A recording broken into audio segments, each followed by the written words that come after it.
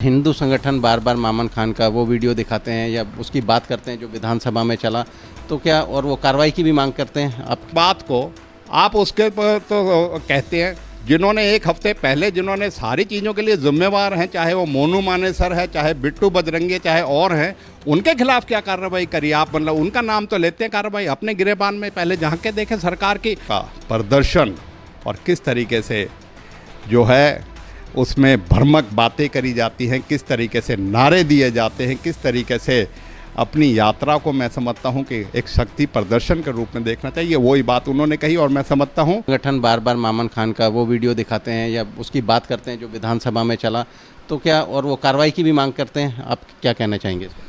हम विधायिका अपनी जिम्मेवारी निभाते हैं।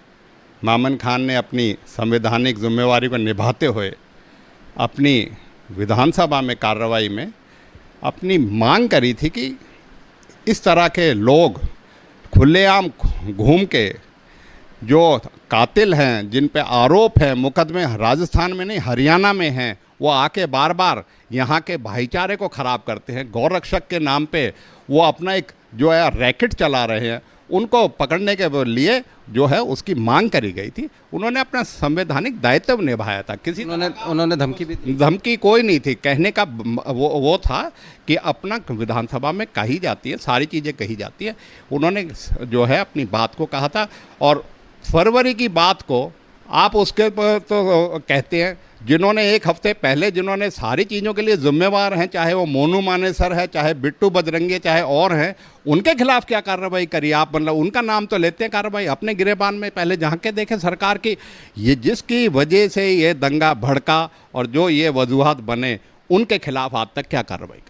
अच्छा, राव इंद्रजीत हैं, बीजेपी के ही सांसद हैं, वो हिंदू संगठनों पे और प्रशासन पे, मेवात के प्रशासन पर आरोप लगाते हैं इस हिंसा के लिए। मैं कहूँगा कि यात्राएं, धार्मिक यात्राएं सौहार्द के लिए और अपनी धार्मिक उसके लिए पूरी करी जाती है, लेकिन हम देख रहे हैं सशस्त्रों का प्रदर्शन और किस तरीके से जो है उसमें भ्रामक बातें करी जाती हैं, किस तरीके से नारे दिए जाते हैं, किस तरीके से अपनी यात्रा को मैं समझता हूं कि एक शक्ति प्रदर्शन के रूप में देखना चाहिए। वही बात उन्होंने कही और मैं समझता हूं यात्राएं हों, पंचायतें हों, लेकिन पंचायतों में सौहार्द के लिए पंचायत होनी चाहिए, सभी समुदाय के लिए मिलकर होनी चाहिए। ये नहीं कि उसमें अपनी जो बातें सरकार को चेतावनी के रूप में, दूसरे समुदाय को चेतावनी के रूप में, और किसी चीज़ को कि अब नूंह ज़िला नहीं रहना चाहिए, सब जगह डिसेंट्रलाइज हो रहे हैं। नूंह ज़िला बना, पलवल ज़िला बना, अन्य ज़िले बने, हमारे भरतपुर के साथ अभी डीग ज़िला बना, काम है। ये तो प्रक्रिया है, चलती रहेंगी किसी चीज़। इस सरकार ने 10 साल में तो कोई काम किया नहीं। अपनी विफलताओं को छुपाने के लिए इस तरीके के आयोजन और इस तरीके के जो घटनाक्रम होते हैं, उससे अपने राजनीतिक रोटियां सेकने का काम ये सरकार करना चाहती है। लेकिन लोग, मैं शुक्र मनाता हूँ लोगों का, समाज का, उन्होंने संयम रखा और इस सारे घटनाक्रम को उन्होंने सरकार की विफलता माना और आपस में भाईचारा, प्रेम बना के रखा। और आगे भी हम यही आपके माध्यम से अपील करते हैं कि हमें मिलकर सदियों से इकट्ठे मिलकर रहे हैं। हम किसी भी धार्मिक, किसी भी राजनीतिक उसमें जो है इनके षड्यंत्र में ना पड़ के अपना भाईचारा और उस चीज़ को ना खराब करें। हम मिलजुल के रहे हैं, मिलजुल के ऊपर आगे भी हम रहेंगे। अच्छा, संगठन जो है कुछ कल मांग भी की है कि नूंह ज़िले के ख़त्म करके सोहना ज़िला बनाया जाए, हिंदू लोगों के शस्त्र जो हैं वो बनाए, आर्म्स एक्ट लाइसेंस बनाए जाएं। इससे क्या धार्मिक, मैं समझता हूँ पंचायतों का दायित्व यही है कि प्यार प्रेम से जो हमारी कुरीतियाँ हैं, जो हमारी कमियाँ हैं, उनको करने, ये चीज़ों से कहने से, और बाहरी लोगों को कोई अख्तियार नहीं है कि वो ज़िले के लोग क्या चाहते हैं, क्या नहीं चाहते। बस मैं तो यही कहूँगा, अपनी राजनीतिक रोटियां सेकनी और समाज को बांटने की राजनीति करने वाले को अब लोग पहचान चुके हैं। और मैं समझता हूँ कि आगे आने वाले समय में और बखूबी आप जैसे पत्रकार और चैनलों के माध्यम से इनका पर्दाफाश होता रहे। अच्छा, एक और चीज़ कि कल एक और भी मांग की गई है कि जो उस समय के अधिकारी थे उन पर भी कार्रवाई की जाए जिनके समय में ये दंगा हुआ है। आप क्या कहेंगे? मैं तो यही कहूँगा कि सरकार पूरी तरीके से फेल है।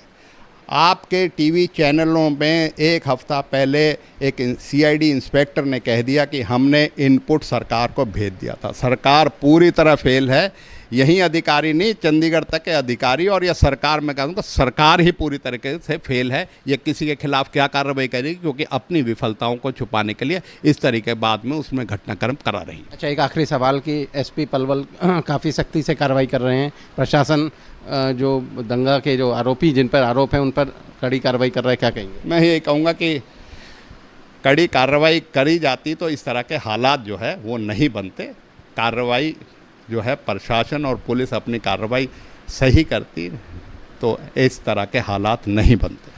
चलिए, हमसे बात करने के लिए शुक्रिया। तो ये थे हमारे साथ विधायक आफ्ताब अहमद, जो सरकार पर आरोप लगा रहे थे। उनका कहना है कि सरकार अगर चाहती तो ये दंगा नहीं होता, क्योंकि सरकार पर आरोप लगते रहे हैं कि राजनीतिक रोटियां सेकने के लिए इस तरह की पुराने भी दंगे हुए हैं, पुरानी भी हिंसा हुई हैं। तो उनका कहना है कि सरकार अगर चाहती तो दंगा नहीं होता, और अभी भी सरकार कड़े कदम उठाएगी तो भविष्य में भी ये चीज़ें नहीं होंगी। हरियाणा तक के लिए फरीदाबाद से सचिन गौड़।